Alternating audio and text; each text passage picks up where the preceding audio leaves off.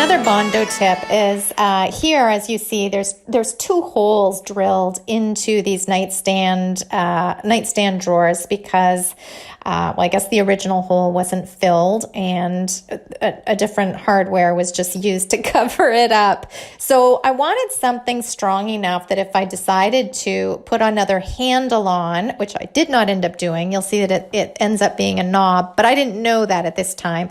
So I want to make sure that my filler is strong enough that it will be drillable.